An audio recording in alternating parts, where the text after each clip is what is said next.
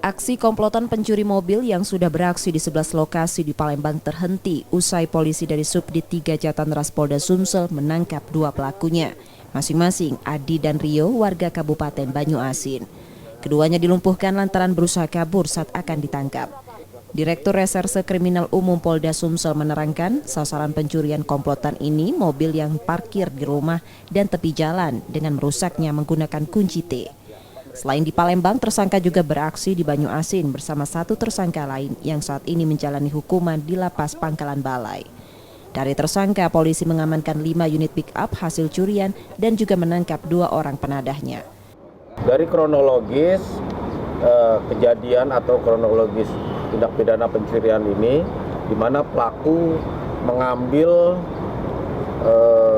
kendaraan bermotor dengan menggunakan kunci T dan juga tang besi untuk membuka grendel atau gembok atau pagar apabila mobil itu ada di perumahan.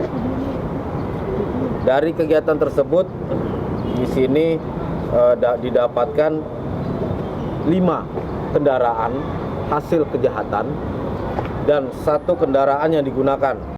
4 tersangka ini masih diperiksa dan ditahan di tahanan Polda Sumsel untuk proses hukumnya. Reski Oktora, Muklas Diferensial, Kompas TV, Palembang, Sumatera Selatan.